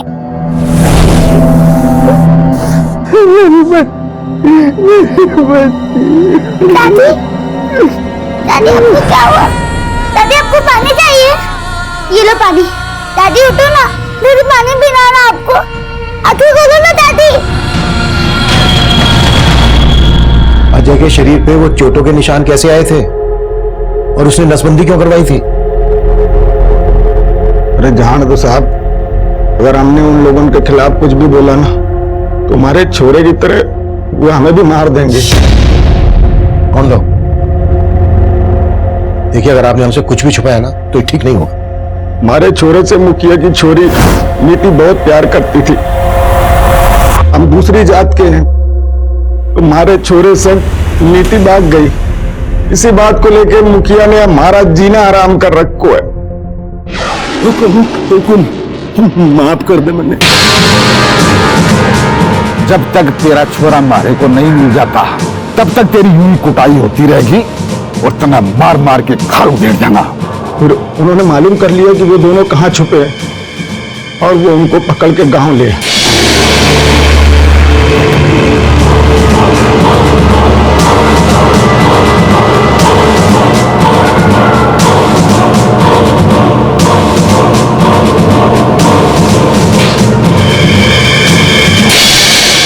तै मेरी छोरी ने अपवित्र कर दी है। अब देख मैं तेरे साथ क्या करता हूं।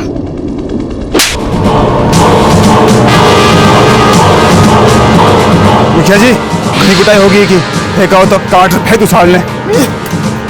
नहीं, अगर इसको मारा तो पुलिस को हम पे शक हो जाएगा कि इसको हमने मारा है। इसकी नसबंदी करवाता हूं जिसे कोई भी लड़की का पिता इसके साथ अपनी बेटी का ब्याह कभी ना करे। तो आपको लगता है कि अजय को मुखिया ने मरवाया?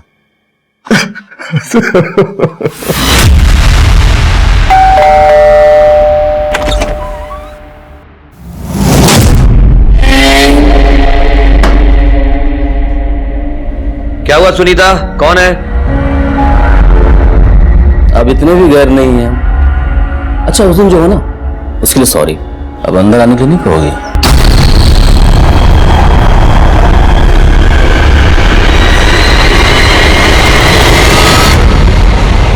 क्या कहां रह गई? ये क्या बदतमीजी है? कोई तरीका है किसी के घर में आने का? आउट। मैं मनी, सुनीता का पहला पति। सुनीता मुझे सब बता चुकी है। तुम्हारी यहां कोई जरूरत नहीं। कटाओ। इतनी भी जल्दी क्या है मुफ्ती बाबू? एक नजर इधर भी तो देख लो।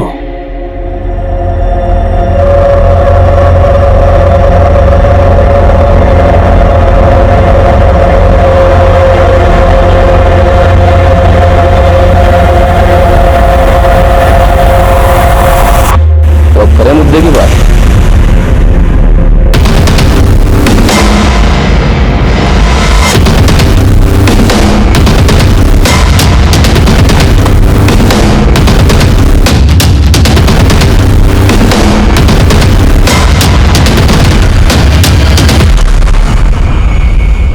मैंने मेरी छोरी को अजय के चंगुल से छुड़वाया था। मानता हूं कि मैंने 2-4 डंडे भी मारे, पर अब अजय के मर्डर से मेरा कोई लेना देना नहीं है। आपने अजय को सिर्फ पीटा ही नहीं था, बल्कि उसकी नसबंदी भी करवाई थी। मेरे पास का इतना फालतू समय है क्या? फालतू पैसा है जो मैं उसकी नसबंदी कराऊंगा? और मैंने तो ये भी सुना है कि वो कहीं दूसरी जगह ब्याह भी करने वाला था। तो भला मैं क्यों मारूंगा उसको, बताइए? वो आपकी बेटी से मिला है। वो घर पे नहीं है। तो कहाँ है? अरे साहब, मैंने बोला ना, अजय की हत्या से हमारा कोई लेना देना नहीं है। इसका फैसला हम करेंगे। क्या फैसला करेंगे आप? कोई सबूत है आपके पास कि अजय की हत्या हमने की है? गांव का मुखिया हूं मैं। आप इस हिसाब से मुझे परेशान नहीं कर सकते। जाइए, पहले सबूत लेके आइए, फिर हमसे बात कीजिए। अभी तो हम जा रहे हैं, लेकिन आपके खिलाफ कोई सबूत मिला ना तो छोड़ेंगे नहीं मुखिया जी। पधारिए।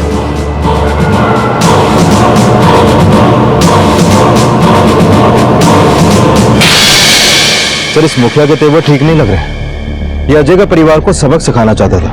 हो सकता है कि इसे पता चल गया हो कि अजय कहीं और शादी करने वाला था और फिर इसने अजय से अपना गुस्सा निकाला। मर्डर तो रामलाल का भी हुआ है। रामलाल के मर्डर के पीछे मुखिया का क्या मोटिव हो सकता है? इस केस को समझने के लिए हमें प्रमिला और प्रमिला के भाई गुल्लू के गायब होने की कहानी भी समझनी पड़ेगी, और प्रमिला के मुंह बड़े भाई जो कनाडा में रहता है उसका चक्कर भी। प्रमिला के घर के सच वारंट का क्या स्टेटस है? सर 2 दिन से कोर्ट बंद था, आज मिल जाएगा।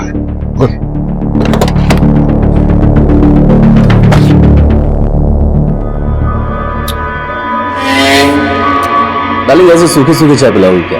जाओ भाई अपना वो फेवरेट वाला वो मसाले वाला काजू लेकर आओ। आखिर तुम चाहते क्या? पहले ये बता।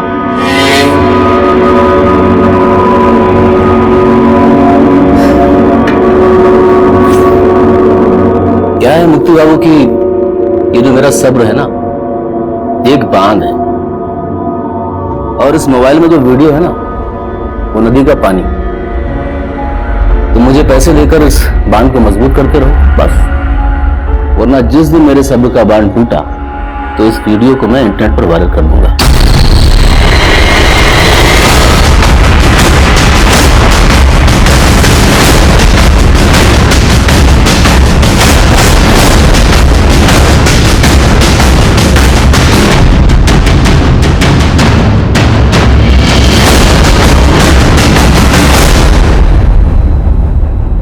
सर ये तो उन्हीं मर्दों की लिस्ट है जिनकी शादी होने वाली थी, और शायद ये वही लड़कियां हैं जिनसे इनकी शादी होने वाली थी।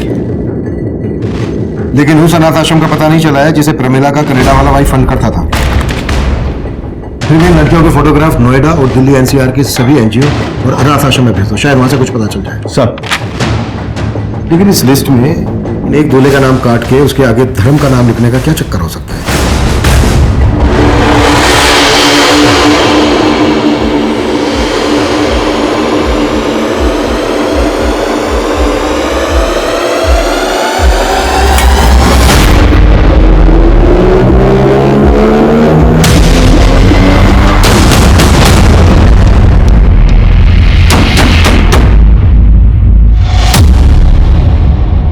सर मैंने प्रमिला के घर मिली सभी लड़कियों के फोटोग्राफ्स दिल्ली और नोएडा पुलिस हेडक्वार्टर को भिजवा दिए हैं, और सर मैंने चेक किया कि प्रमिला के भाई गुल्लू और प्रमिला का कोई भी क्रिमिनल बैकग्राउंड नहीं है। लेकिन सर हमने आसपास के गांव में भी पता किया तो सामने आया है कि उस गांव में 20 दूल्हे और भी हैं जो शादी करना चाहते थे, लेकिन प्रमिला ने सिर्फ 11 लोगों को एंट्री दी। यानी प्रमिला जेन्युइनली 11 लोगों की शादी करवाना चाहती थी, अपनी जेन्युइन होने का दिखावा कर रही थी। सर दूल्हों की लिस्ट में जिसका नाम काट कर धर्म लिखा गया था, मैंने उसके बारे में पता किया। वो उसी गांव का रहने वाला है जहां का भानु था। भानु? हाँ सर, वही भानु जिसकी 15 दिन पहले हमें लाश मिली थी। और सर सुनने में आया धर्म और भानु का कुछ दिन पहले काफी झगड़ा भी हुआ था।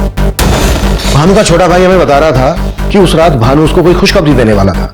कहीं ऐसा तो नहीं है कि भानु भी शादी करने वाला था और उसका मर्डर हो गया, इसलिए धर्म का नंबर लगा? धर्म को उठा लो और इन लड़कियों की भी इंफॉर्मेशन निकालो। हमारे लिए ये जानना भी जरूरी है कि प्रमिला जिन लड़कियों की शादी उन दूल्हों से करवा रही थी, उन लड़कियों का इस केस से क्या कनेक्शन है। Right sir.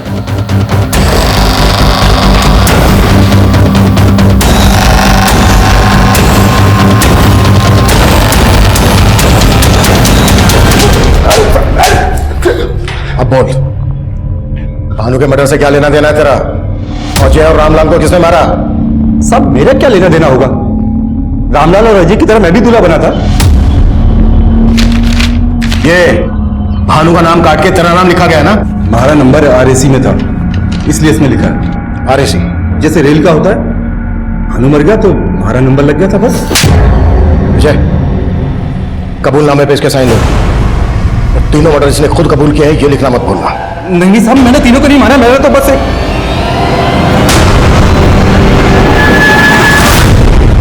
साहब हमारी बचपन से इच्छा थी शादी करने की, पर हमारी उम्र बीत गई, किसी ने घास न डाली।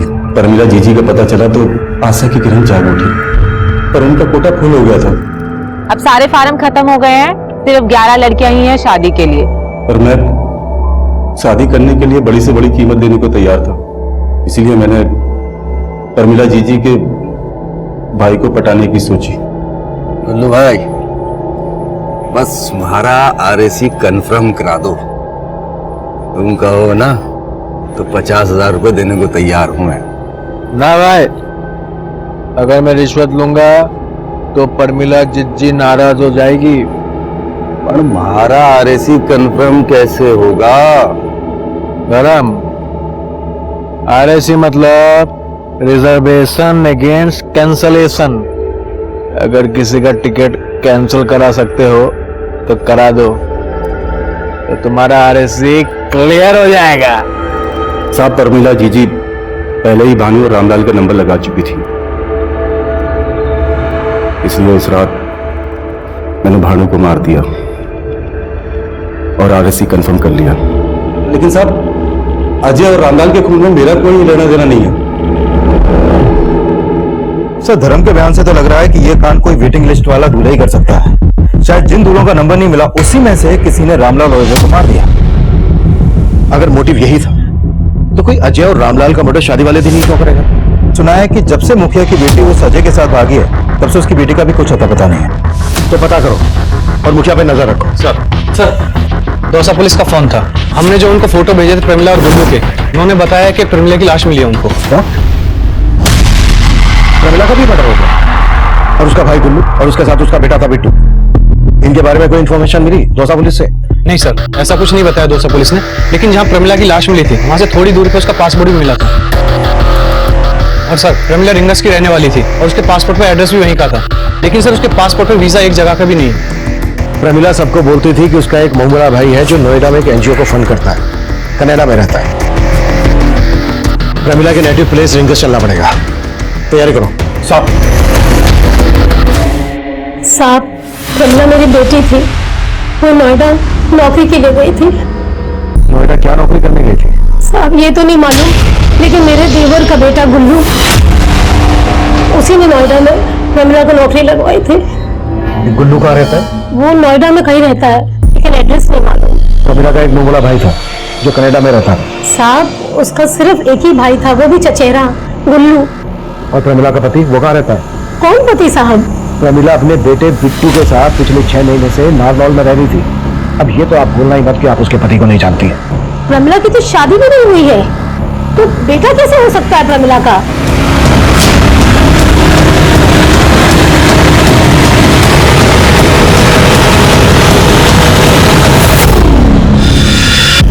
बेटे 6 महीने उधर क्या रह के आया? मुझे भूल गया? मैं तेरी असली मम्मी हूँ। वो मम्मी भी अच्छी थी, बबली की तो दूसरी मम्मी आने वाली है, मुझे भी दूसरी मम्मी के साथ रहना है। हमने भानु के मर्डर की गुत्थी तो सुलझा ली थी, लेकिन अजय, रामलाल, प्रमिला का मर्डर केस अभी भी हमारे लिए पहेली बना हुआ था।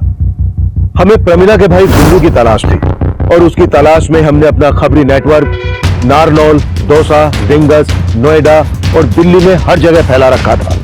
पर प्रमिला के घर से जिन 11 लड़कियों के फोटोग्राफ्स मिले, उनमें से किसी भी लड़की का किसी अनाथ आश्रम या NGO से जुड़े होने का पता नहीं लग पाया। हम मान रहे थे कि वो फोटोग्राफ्स फर्जी होंगे जो उन दोनों को ठगने के लिए इस्तेमाल किए गए होंगे, पर तभी हमें दिल्ली से एक चौंका देने वाली खबर मिली। सर ये फोटो एक शैलजा नाम की लड़की की है, दिल्ली की मायापुरी की रहने वाली है और मायापुरी पुलिस स्टेशन में इसकी मिसिंग कंप्लेंट भी दर्ज हुई थी। मतलब ये लड़की शैलजा भी गायब? हाँ सर। सर दिल्ली पुलिस तो इसको विक्टिम मान के ढूंढ रही है और इसकी फैमिली के खिलाफ भी पुलिस को कुछ नहीं मिला। इनफैक्ट पुलिस का कहना है कि इसकी फैमिली काफी जेन्युइन है, लेकिन जब मैंने अपने केस की बात की तो वो भी सोचने पड़ गई। प्रमिला की मां को लग रहा था कि प्रमिला नोएडा में जॉब कर रही थी। कहीं ऐसा तो नहीं है कि इस लड़की शैलजा का भी कोई इसी तरह का इतिहास हो? हम इसे हल्के में नहीं ले सकते, हमें शैलजा से मिलना होगा। इस केस की दिल्ली पुलिस से सारी डिटेल्स ले लो। सर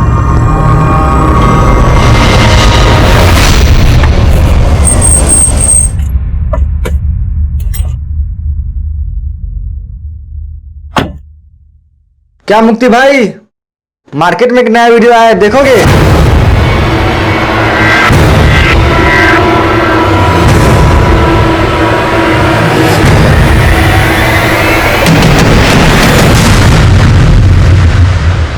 सुनीता, सुनीता,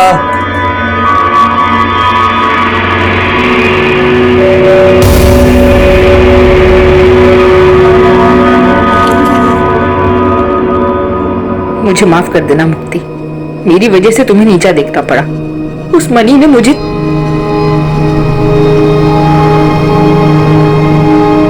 आप जिस नंबर को डायल कर रहे हैं वो इस समय स्विच्ड ऑफ है।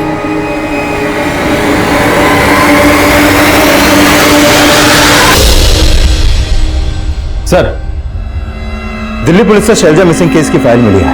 सर, इसकी मिसिंग कंप्लेंट रामलाल और अजय के मर्डर से 2 दिन बाद फाइल हुई थी। और दिल्ली पुलिस से पता चला है कि शैलजा के फोन पर हरियाणा के एक नंबर से लगातार कॉल हो रहे थे। और जब हमने इस नंबर की डिटेल्स निकाली तो पता चला कि यह नंबर इस रवि का है। रवि? हाँ सर, ये रवि उन्हीं 11 दूल्हों में से एक है सर। और शैलजा उन्हीं 11 लड़कियों में से एक है जिनकी प्रमिला और गुल्लू उन दूल्हों से शादी करवा रहे थे। लेकिन ये रवि शैलजा को फोन क्यों कर रहा था? मुझे उठा लो रवि। सर, ये रवि 3 दिन से फरार है। सर, अभी उसे एक इन्फॉर्मेशन मिली है गुल्लू की। वो अपने दोस्त के घर पे नोएडा में छिपा है। सर,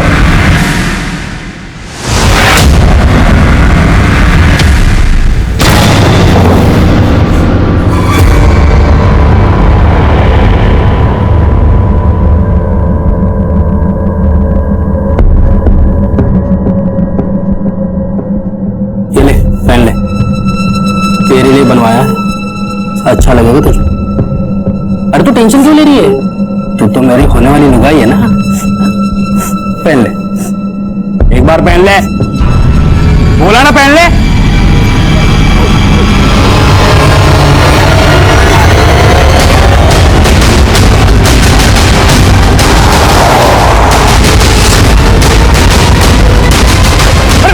मैंने क्या किया सर? मैंने क्या किया सर?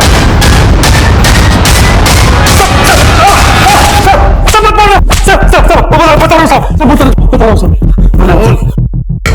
प्रमिला के भाई गुल्लू ने बयान दिया कि उसका प्रमिला, अजय और रामलाल के मर्डर में कोई हाथ नहीं है। गुल्लू ने यह भी खुलासा किया कि प्रमिला यह काम किसी और के इशारे पर कर रही थी और उसने बच्चे को किराए पर लिया था। हमने बिट्टू की असली मां को भी इन्वेस्टिगेट किया पर कुछ हाथ नहीं लगा। वहीं उन 11 दुल्हनों में से एक दुल्हन शैलजा और दूल्हा रवि गायब थे और अब इस केस में एक और घुमाव आया। सर, रवि की एक टिप मिली है। उसका एक घर जज्जर में भी है, वो वहीं पे छिपा है।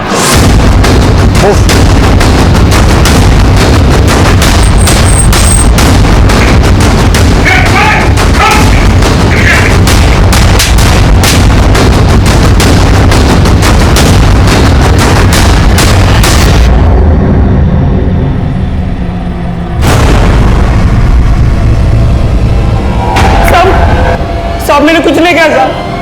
साहब मैं सच बोल रहा हूँ साहब। साहब साहब साहब साहब मैंने कुछ नहीं किया साहब। साहब मैं सच बोल रहा हूँ साहब। साहब बोलता साहब बोलता साहब मैंने जो भी किया वो मेरी शादी ना होने की वजह से किया साहब।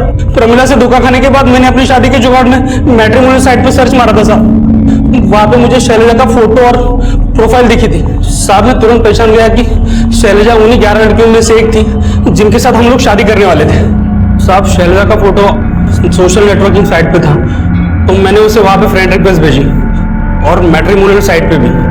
वहां से मुझे उसका मोबाइल नंबर भी मिल गया तो मैंने उसको फोन किया तो वो बोली कि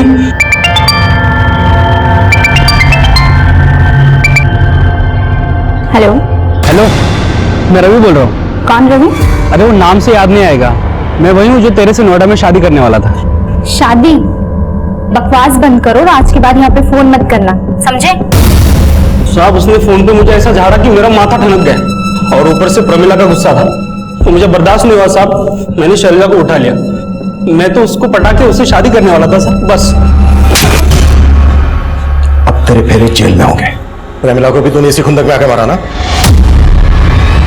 साहब अगर प्रमिला मुझे मिल जाती ना तो पक्का उसे मार देता, लेकिन वो खुद ही गायब हो गई तो मैं कैसे उसे मार सकता हूँ साहब? ये ऐसे नहीं भूलेगा। बस साले साहब मैं सच बोल रहा हूँ साहब। मैंने नहीं मारा साहब। मैंने प्रमिला को नहीं मारा साहब। हमने जल्द ही प्रमिला के सोशल नेटवर्किंग अकाउंट का पता लगा लिया।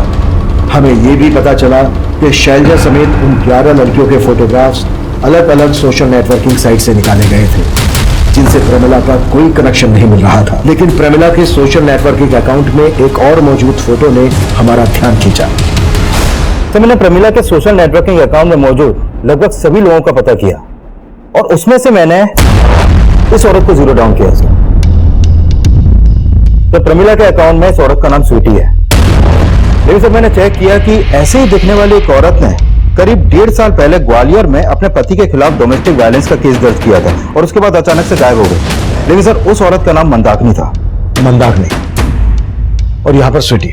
सर एक और औरत थी जो बिल्कुल ऐसी दिखती थी, उसका नाम था सुनीता। करीब 1.5 साल पहले अजमेर में उसकी मिसिंग कंप्लेंट दर्ज हुई थी। लगता है प्रमिला के मर्डर का रहस्य हमें मंदाकिनी और स्वीटी और सुनीता से पता चलेगा। अजमेर और ग्वालियर के केसेस भी समझने पड़ेंगे। सर सुनीता सिर्फ सुनीता ही है और उसको किसी और ने नहीं, उसके पहले पति ने गायब किया है सर। पहला पति कौन? मनी? हाँ सर, मनी नाम है उसका। और वो सुनीता को ब्लैकमेल कर रहा था और सुनीता आपके घर से गहने जेवर लेकर फरार हो गई। उसके पहले पति से मिलना चाहेंगे? विजय,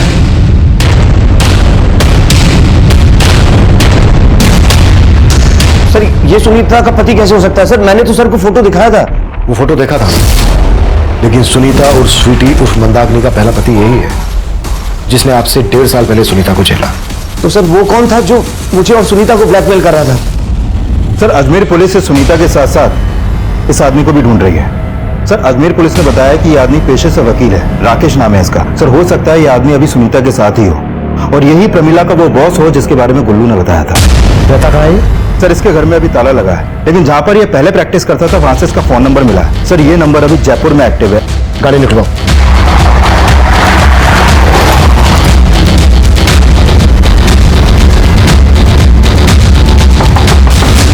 रूम सर्विस।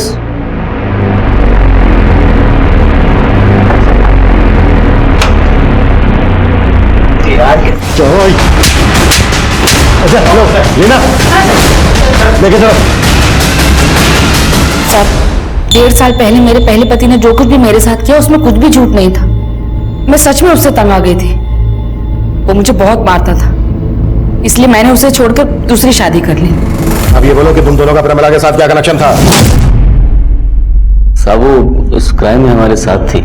हाँ साहब, कभी कभी ये मेरा नकली पति बनता था तो कभी कभी पतियों को लूटने के लिए मैं प्रमिला का इस्तेमाल करती थी।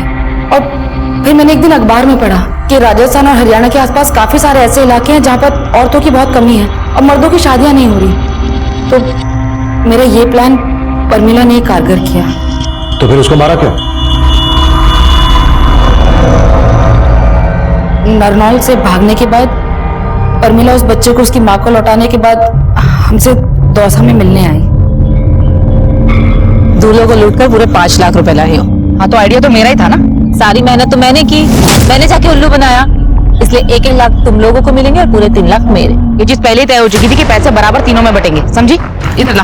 पैसों के बंटवारे को लेकर हम लोगों में झगड़ा हुआ, उसी सब में प्रमिला हमारे हाथों मारी गई। बहुत कर ली धागनेबाजी। अब ये बता अजय और रामलाल को क्यों मारा?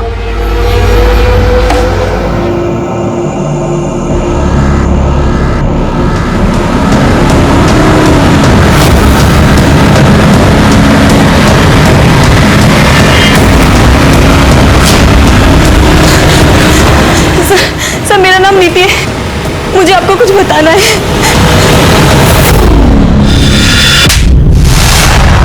मैंने कहा था तुझसे कि कुछ भी मिला ना तेरे खिलाफ तो छोड़ूंगा नहीं। अब जो जो सच है बता दे, नहीं तो हम मजा शुरू। उस छोरे ने मारी छोरी को प्यार में फंसा रखा था। इतना कुछ होने के बाद भी वो छोरा दूसरा ब्याह करने जा रहा है तो मेरा खून खोल उठा।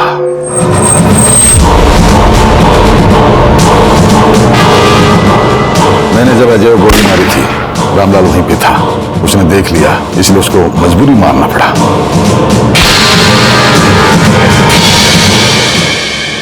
हमारे आसपास हो रही घटनाओं को लेकर हम सभी का नजरिया अलग अलग होता है, पर अपराधी की फितरत ऐसी होती है कि जो खबर समाज को संदेश दे रही होती है वो उसका इस्तेमाल भी अपने फायदे के लिए ही करता है।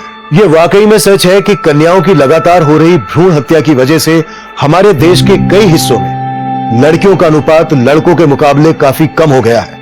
यह केस फिर से संदेश दे रहा है कि अपराध हमेशा अपराध को ही जन्म देता है। लड़कियों को जन्म लेने से पहले ही मार देना यह समाज के लिए विनाशकारी है।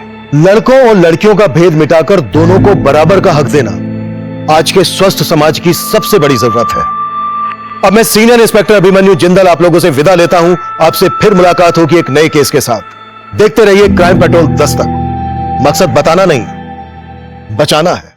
क्राइम पेट्रोल के ऐसे ही मजेदार एपिसोड्स देखने के लिए हमारे चैनल को सब्सक्राइब करें